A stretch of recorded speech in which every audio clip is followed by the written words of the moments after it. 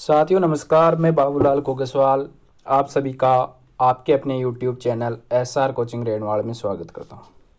साथियों, अपन साइंस के लेक्चर में आज अधीनस्थ बोर्ड यानी कर्मचारी चयन बोर्ड आरएसएसबी बोर्ड है।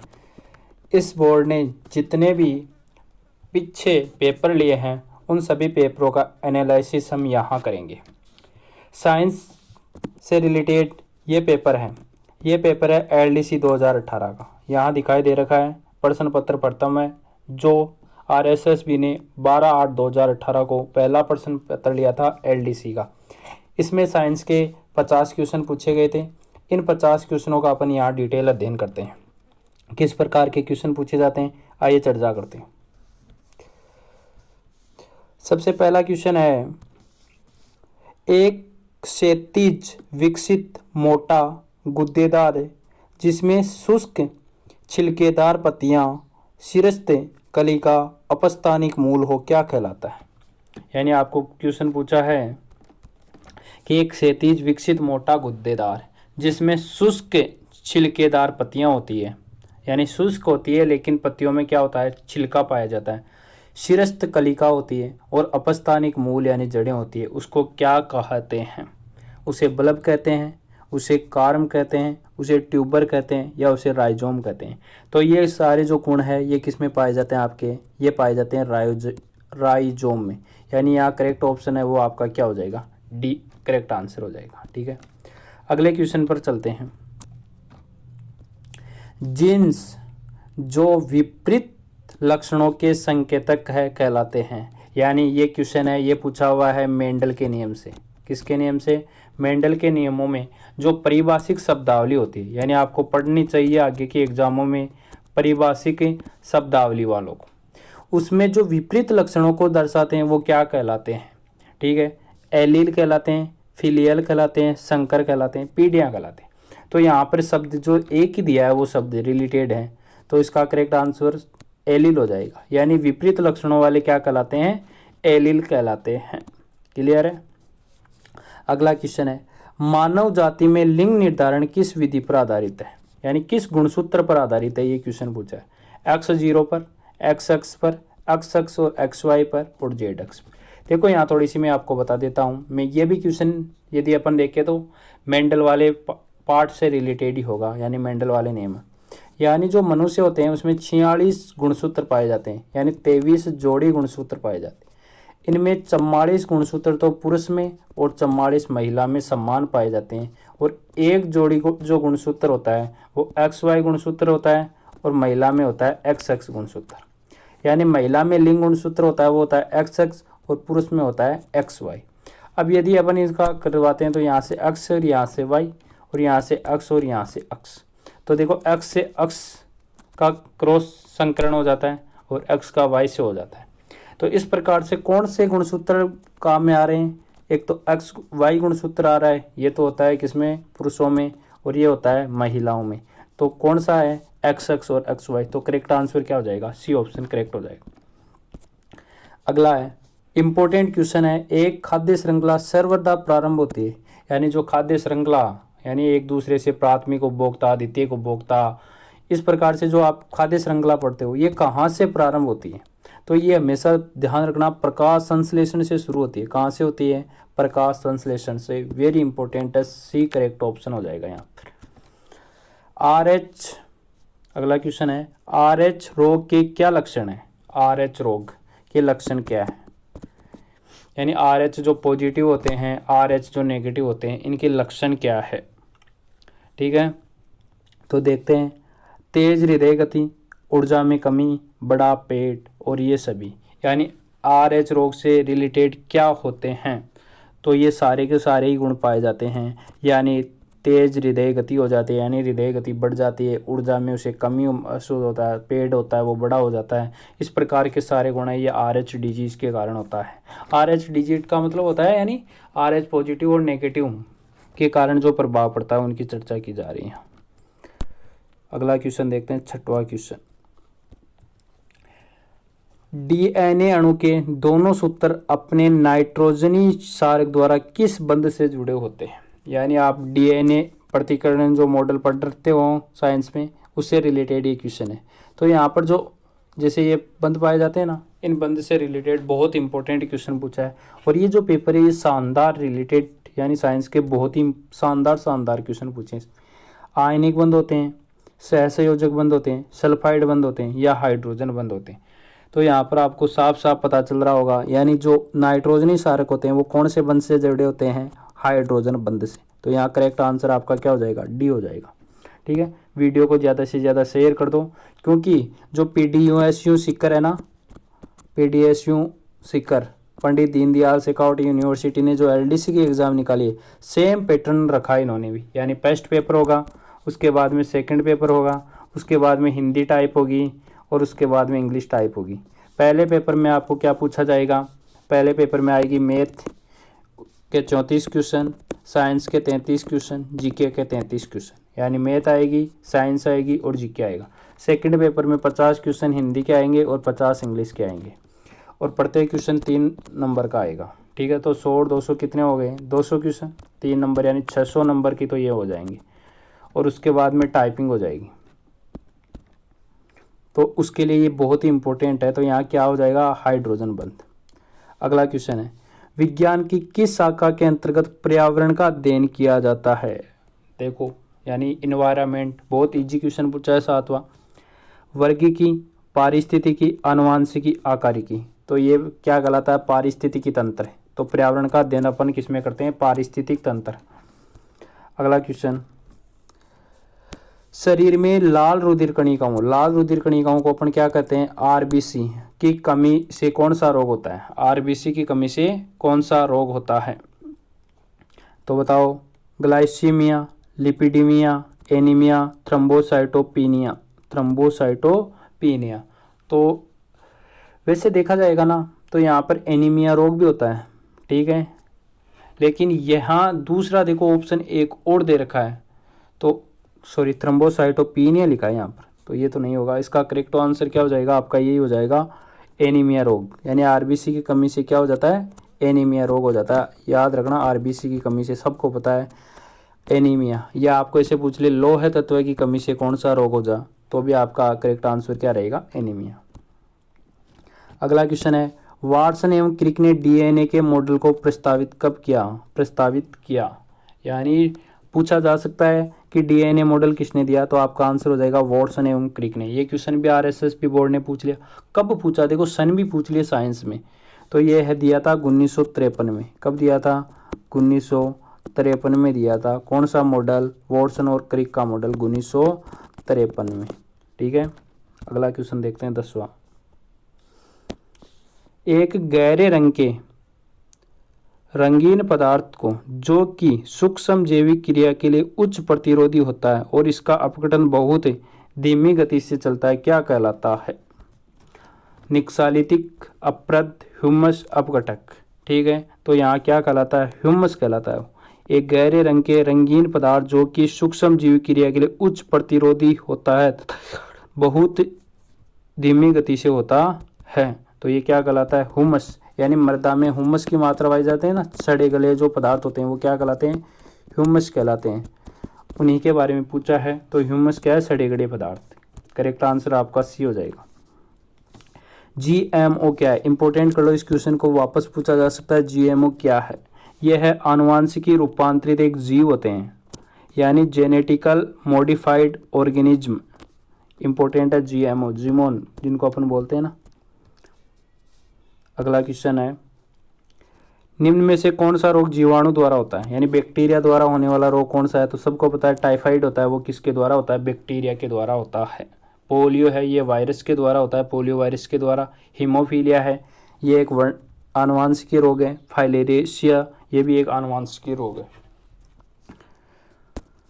शरीर में किस हार्मोन की कमी से मधुमेह होता है। सबको पता है मधुमेह हार्मोन की कमी से मधुमेह के इंसुलिन की कमी हो जाती है, तो कौन सा रोग होता है, मधुमेह। ये इसमें कौन सी ग्रंथि है, अग्नाशय ग्रंथि द्वारा स्रावित। कौन सी ग्रंथि, अग्नाशय ग्रंथि। और अग्नाशय ग्रंथि एक मिश्रित ग्रंथि है। कैसी ग्रंथि है, मिश्रित ग्रंथि है। यानी ये हार्मोन का भी श्रावण करती है और ये किसका श्रावण करती है, आपका हार्मोन का श्रावण करती है, और उसके साथ में रस का, आंतरीय रसों का भी श्रावण करती है। 14वां क्वेश्चन देखते हैं। किसके द्वारा अधिकतम सूर्य ऊर्जा ग्रहण की जाती है, यानी सबसे ज्यादा सूर्य की ऊर्जा को कौन ग्रहण करते हैं? घास, वृक्ष, शैवाल, जंतु। तो सबसे ज्यादा कौन करते हैं सूर्य ऊर्जा को ग्रहण? शैवाल करते हैं। सबसे ज्यादा शैवाल क्या करते हैं? सूर्य ऊर्जा को ग्रहण करते हैं। ध्यान रखना, इंपॉर्टेंट क्वेश्चन है। सूर्य ऊर्जा को सबसे ज्यादा ग्रहण कौन करते हैं? शैवाल करते हैं, क्योंकि शैवाल ही पृथ्वी पर सर्वाधिक मात्रा में पाए जाते हैं। अगला है, ये क्वेश्चन बार बार पूछा जाता है, निम्न में से कौन सा भौतिक परिवर्तन का उदाहरण है? ऐसे पूछा जाएगा कौन सा भौतिक परिवर्तन का उदाहरण है, कौन सा भौतिक परिवर्तन का उदाहरण नहीं है? कागज का फटना, पेड़ का काटना, जल का बर्फ बनना, दिए गए सभी विकल्प। देखो भौतिक परिवर्तन की बात करें ना, तो कागज का फटना भी है, पेड़ का कटना भी है, जल का बर्फ बनना भी है। ये सारे ही है। आपका करेक्ट आंसर क्या हो जाएगा? डी ऑप्शन, सारे ही है। यानी जिसमें भौतिक परिवर्तन का मतलब है जिसके भौतिक गुणों में परिवर्तन हो लेकिन रासायनिक गुण में कोई परिवर्तन नहीं हो। जैसे कागज फटेगा तो एक कागज है, उसको फाड़ देंगे तो इसमें जो गुण होंगे सेम वो के वो गुण इसमें होंगे। तो इसका करेक्ट आंसर दिए गए सभी विकल्प। 16वां क्वेश्चन, स्टार्च आयोडाइड पत्र का उपयोग किया जाता है किसी ऑक्सीकारक के अभिज्ञान के लिए, किसी अपचाय के अभिज्ञान के लिए, I2 के अभिज्ञान के लिए, स्टार्च के अभिज्ञान के लिए।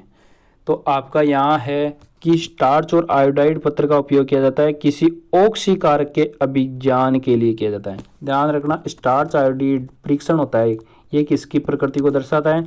ऑक्सीकारक प्रकृति को दर्शाता है।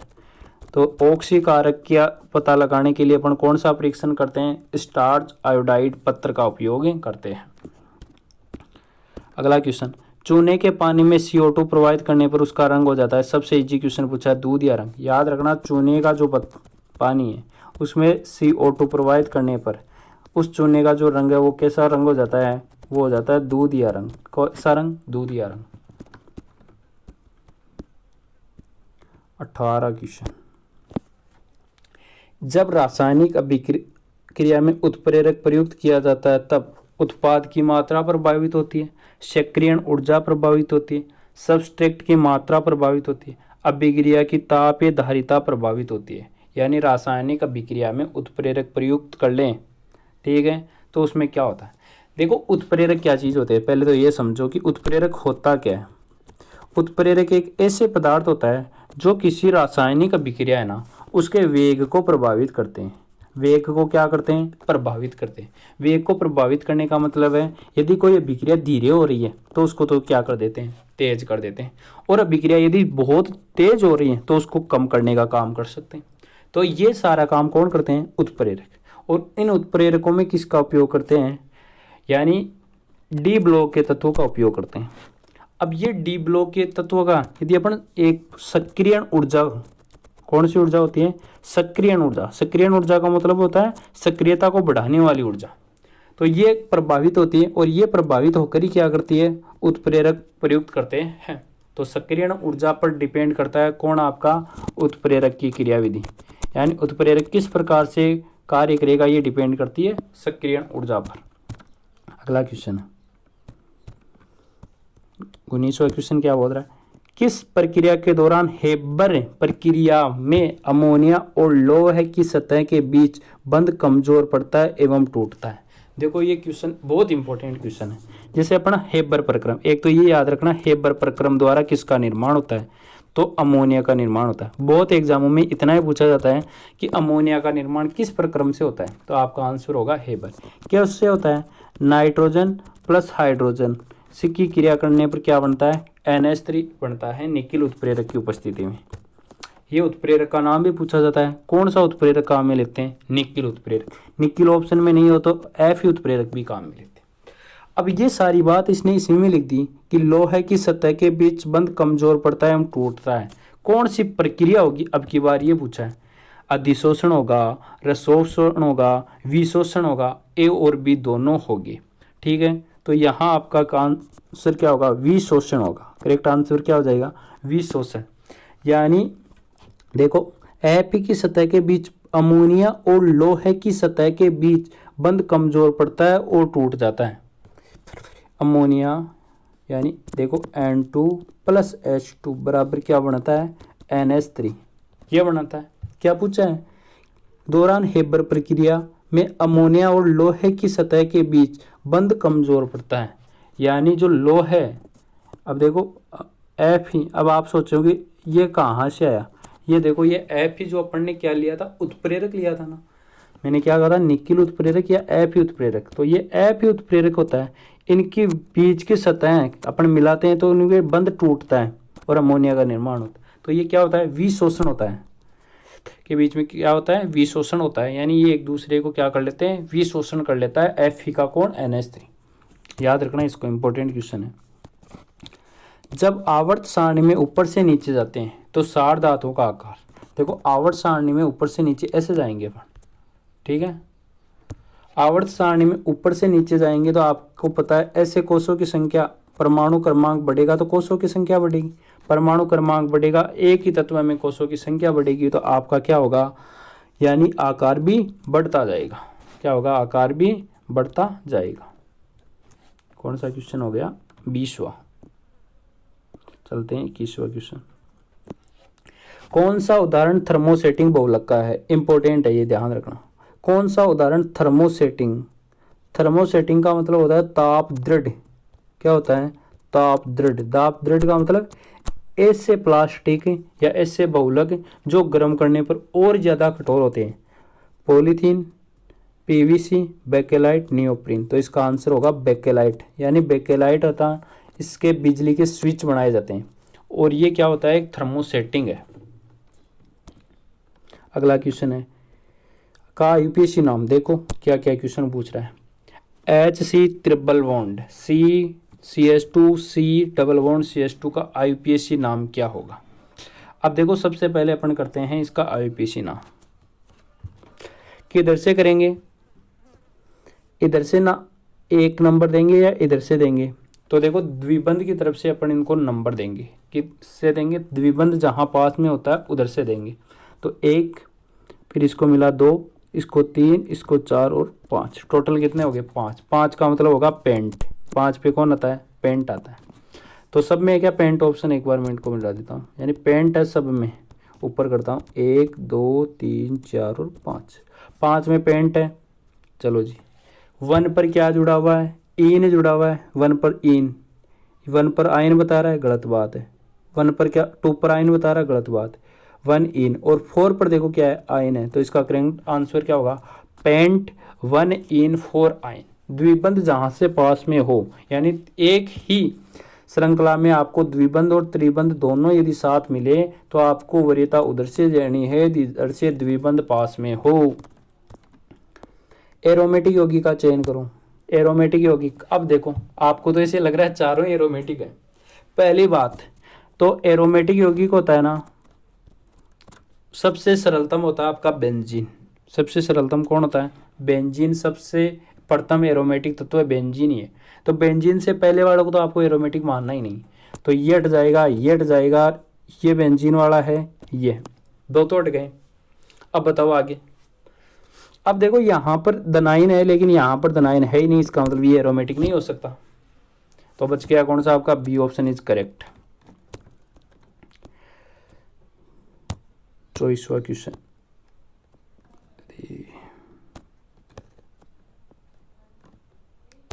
क्या है, CFC रासायनिक रूप में अधिक स्थायी होते हैं क्योंकि इनमें नहीं होता हाइड्रोजन, नहीं होता ब्रोमीन, नहीं होता क्लोरीन, नहीं होता, या ये सभी नहीं होते।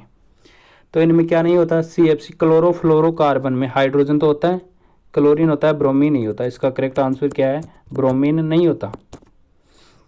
अगला क्वेश्चन चलो।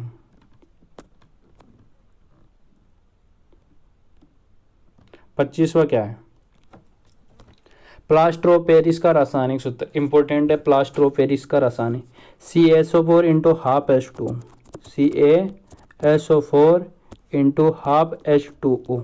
क्या ये है, नहीं जी, ये तो क्या है आपकी जिप्सम है। जिप्सम में अपन क्या बना रहे, डेड H2O मिला दें तो किसका निर्माण होता है, प्लास्टर ऑफ पेरिस का। तो क्या बनेगा, CaSO4 into 2H2। Correct answer हो जाएगा आपका A option. Sorry, plaster of Paris का रासायनिक पूछा, प्लास्टर ऑफ पेरिस का CaSO4 इंटू हाफ H2O। इसका तो आपका करेक्ट आंसर क्या हो जाएगा, CaO4 इंटू 2H2 हो जाएगा। ये आपका प्लास्टर ऑफ पेरिस बनेगा।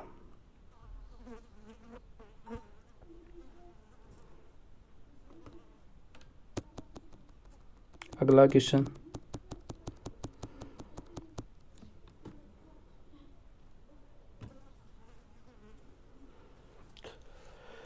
26वां क्वेश्चन देखते हैं। क्षार धातुओं के अमोनिया के विलयन के लिए निम्न में से कौन सा कथन असत्य है। क्षार धातु के अमोनिया में विलयन बनाना है तो कौन सा कथन असत्य पूछा। विलयन का रंग नीला होता है, प्रकृति प्रतिचुंबकीय होती है।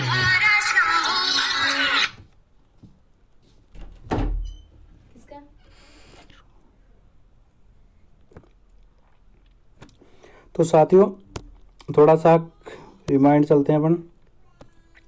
पीछे एक क्वेश्चन बताया था मैंने प्लास्टर ऑफ पेरिस वाला, तो इसमें थोड़ा उल्टा बता दिया। प्लास्टर ऑफ पेरिस का रासायनिक सूत्र होता है ना, वो क्या होता है, CaSO4 इंटू हाफ H2 होता है। क्यों होता है, रीजन देखो, यानी CaSO4 इंटू 2H2 ये होती है जिप्सम। इसको 373 केल्विन पर क्या करते हैं, गर्म करते हैं। तो गर्म करने पर ये 1.5 H2 को क्या कर देता है, त्याग कर देता है। तो इस प्रकार से इसका करेक्ट आंसर होगा बी।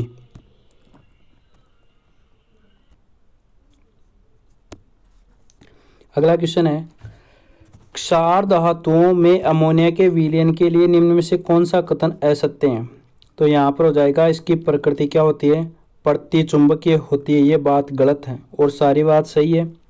विलयन का रंग नीला होता है, विद्युत धारा प्रवाहित करते हैं, क्षार धातु अमीना में विलय होती है, लेकिन प्रतिचुंबकीय प्रकृति नहीं होती। जो प्रकृति होती है वो कैसी होती है, चुंबकीय प्रकृति के होते हैं। कौन सी प्रकृति के होंगे, चुंबकीय प्रकृति के।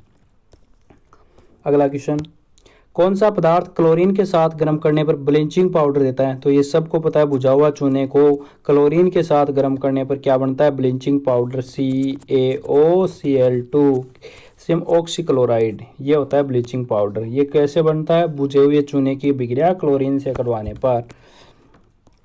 प्राकृतिक गैस का मुख्य घटक है, तो ये सबको पता है मेथेन होता है, वो प्राकृतिक गैस का क्या है, घटक है, मेथेन, यानी बी ऑप्शन करेक्ट। प्राकृतिक गैस का मुख्य घटक मेथेन होता है। कितने % पाई जाती है, ये भी ध्यान रखना, 84%।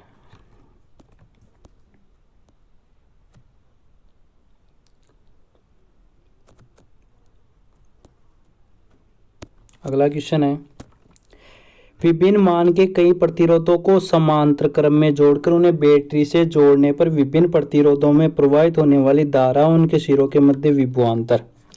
देखो कौन से क्रम में जोड़ रहा है, समांतर क्रम में जोड़ रहा है, ऐसे जोड़ेगा।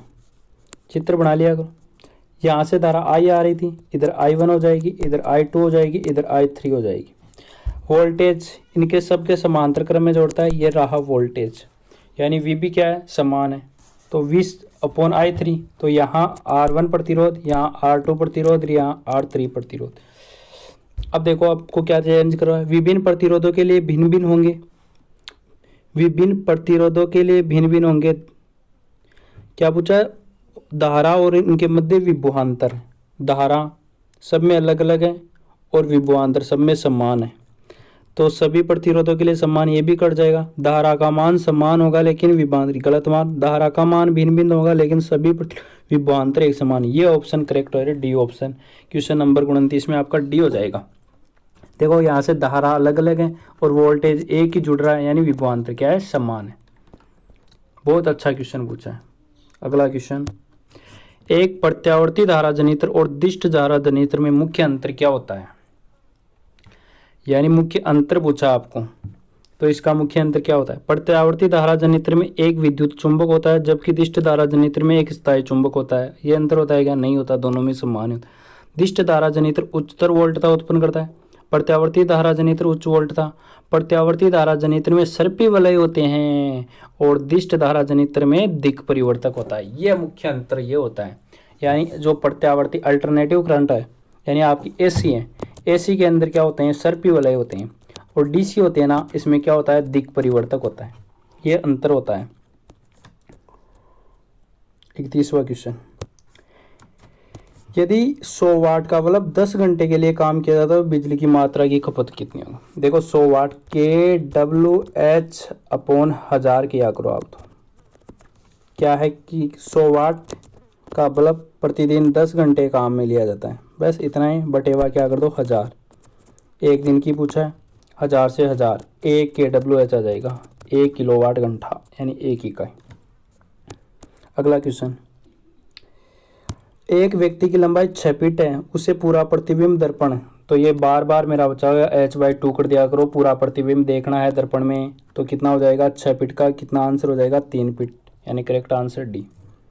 33वां क्वेश्चन, एक दूरदृष्टि से पीड़ित एक व्यक्ति एक सामान्य दूरी पर रखी किताब को एक सूक्ष्म छिद्र में से पढ़ सकता है, क्योंकि सूक्ष्म छिद्र से देखने पर नेत्र लेंस की फोकस दूरी कम हो जाती है, नेत्र लेंस की फोकस दूरी बढ़ जाती है। यह एक उत्तल लेंस की तरह काम करता है, यह एक अवतल लेंस की तरह काम करता है। देखो इसके सारे ऑप्शन क्या गए, गलत है, यानी इस क्वेश्चन को कर्मचारी चयन बोर्ड ने डिलीट मार दिया है, तो ये क्वेश्चन हट गया। अगला क्वेश्चन है, एक 2 कूलाम आवेश को 10 कूलाम आवेश के चारों ओर 3 मीटर त्रिज्या के एक वर्ताकार पथ पर ले जाने में किया गया कार्य। 2 कूलाम का आवेश है, 10 कूलाम आवेश के चारों ओर 3 मीटर त्रिज्या के एक वर्ताकार पथ पर ले जाने में किया गया कार्य कितना होगा? देखो 3 मीटर त्रिज्या में ले जाना है, 2 कूलाम को ले जाना है, तो किया गया कार्य, तो विभवांतर V बराबर क्या होता है, W/Q होता है। 3 मीटर त्रिज्या के वर्ताकार पथ पर ले जाने में किया गया कार्य पूछ रहा है, सीधी सी बात है, अंदर नहीं लेके जा रहे हैं तो शून्य हो जाएगा, ए ऑप्शन। 34 में क्या हो जाएगा, ए हो जाएगा। अगला क्वेश्चन, एक प्रत्यावर्ती धारा की विद्युत मोटर में कुंडली में धारा की दिशा एक बार बदलती है, कुंडली के हर 2 चक्कर में, हर एक चक्कर में, हर एक आधे चक्कर में, हर एक चक्कर में, तो इसका करेक्ट आंसर हो जाएगा आपका क्वेश्चन नंबर कितना है 35, तो आधे चक्कर में एक बार बदल जाती है, यानी प्रत्यावर्ती धारा की विद्युत मोटर होती है ना, तो ये देखो ऐसे चलता है, तो आधा चक्कर काटते ही इधर वाली धारा इधर हो जाती है, इधर वाली इधर हो जाती है, यानी आधे चक्कर में ही धारा चेंज हो जाती है। अगला क्वेश्चन, वह परिघटना जिसमें किसी चालक में बदलता हुआ चुंबकीय क्षेत्र दूसरे चालक में प्रेरित धारा उत्पन्न करता है, क्या कहलाता है? चुंबकीय प्रभाव कहलाता है, विद्युत प्रभाव कहलाता है, ताप विद्युत प्रभाव कहलाता है, विद्युत चुंबकीय प्रेरण कहलाता है। तो बताओ क्या हो जाएगा, ये हो जाएगा डी, विद्युत चुंबकीय प्रेरण, यानी एक परिघटना में बदलता है तो दूसरे में भी बदल जाता है, तो इसको बोलते हैं विद्युत चुंबकीय प्रेरण के सिद्धांत पर ही कार्य करती है विद्युत मोटर। शुष्क सेल एक तरह का है, ये देखो पूछा हुआ, शुष्क सेल एक तरह का है, प्राइमरी सेल है, सेकेंडरी सेल है, लेड एसिड सेल है, निकल आयरन सेल है। तो जो शुष्क सेल होते हैं ना, वो कैसे सेल, ड्राई सेल होते हैं, वो क्या होते हैं, प्राइमरी सेल होते हैं, प्राथमिक सेल होते हैं, ए ऑप्शन है। शुष्क सेल एक प्राइमरी सेल का उदाहरण है, याद रखना। एक इलेक्ट्रॉन पर आवेश, देखो इलेक्ट्रॉन पहली बात तो नेगेटिव होता है, तो पॉजिटिव वालों को काट दो, कितना होता है चार्ज, 1.6 × 10 की पावर, यानी बी ऑप्शन करेक्ट हो जाएगा, 38 में बी। 39,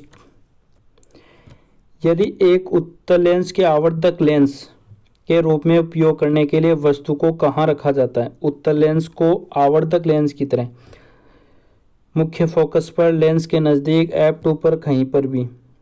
अब देखो ये क्या है, उत्तल लेंस है क्या, ये उत्तल लेंस किसकी तरह काम करे, आवर्धक शीशा के रूप में काम करे, यानी बढ़ाने वाले के पास में काम करे। तो ये तो सारे ऑप्शन हो सकते हैं, कहीं पर भी हो सकता है ये तो, ठीक है, लेकिन कहीं भी सारे ऑप्शन ही गलत है, क्योंकि ये छोटी सारी कंडीशन बनाता है छोटी बड़ी, तो ये क्वेश्चन भी डिलीट है और कर्मचारी चयन बोर्ड ने भी इसको डिलीट मारा है। अगला क्वेश्चन है, एक प्रिज्म में निम्न में से कौन सा रंग सबसे अधिक विचलित होता है? तो देखो ये प्रिज्म होता है, ऐसे किरण तो आती है, तो प्रिज्म, इस घटना को बोलते हैं वर्ण विक्षेपण, यानी आने वाले प्रकाश को यदि निकोल प्रिज्म से गुजारा जाता है तो यह अपने मुख्य 7 रंगों में हो, और सबसे ज़्यादा विचलन किसमें होता है, बैंगनी में, और सबसे कम किसमें होता है, लाल में। तो करेक्ट आंसर हो जाएगा यहाँ बैंगनी, अब ऑप्शन में नहीं है, तो आपको ऐसे याद रखना है, बेजानी है पीनाला, तो सबसे अधिक विचलित कौन सा होगा, बैंगनी हो गया, ऑप्शन में नहीं है, जामुनी ऑप्शन में नहीं है, तो नीला ऑप्शन हो जाएगा, बी ऑप्शन इज करेक्ट 40 में। अगला क्वेश्चन है, प्रकाश की एक किरण परावर्तित समतल सतह के साथ 56 डिग्री के कोण पर आपतित होती है, परावर्तन कोण का मान बताओ। ऐसे आती है, ऐसे चली जाती है। ये होता है आपतन कोण, ये होता है परावर्तन कोण। ये दे रखा है सतह के साथ कोण दिया है कितने डिग्री का, 56 डिग्री का। ये 56 है तो टोटल 90 का होता है क्या, ये 56 है तो ये कितना बच जाएगा, 44 या 36, तो करेक्ट है ये बच जाएगा आपका 34। अब ये 34 है तो ये भी कितना 34, तो 41 में ऑप्शन ए करेक्ट हो जाएगा। अगला क्वेश्चन है, एक वस्तु पहले एक उत्तल लेंस में 24 किलोमीटर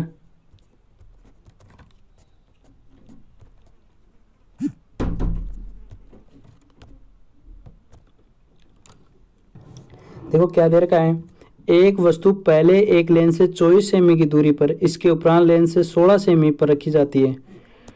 दोनों स्थितियों में वस्तु के प्रतिबिंब का आवर्धन समान है। लेंस की फोकस दूरी कितनी है, 22 सेमी है, 18 सेमी है, 20 सेमी है, 8 सेमी है। अब देखो आपको क्या दे रखा है, 16 सेमी पर भी वही है, दोनों स्थितियों में आवर्धन समान दिया है इसने। इसका मतलब 24 सेमी पर वस्तु रखी है पहले, और उसके बाद में कितने पर रखी है, 16 पर रखी है। अब 24 और 16 का औसत ले लो, बस सीधी सी बात है। लेंस की फोकस दूरी औसत आएगी, 24 और 16 का औसत कितना हो जाएगा, 24 ये आपका 16, 2 से डिवाइड कर दो, 6 4 10, 0 2 1 3 1 4 बटा 2 यानी 20 सेमी। C option correct. अगला है, पोर्ट को काम पोर्ट में से भी जाना जाता है। ये कंप्यूटर का क्वेश्चन पूछ लिया यहाँ 43 में, तो इसका करेक्ट आंसर हो जाएगा सीरियल।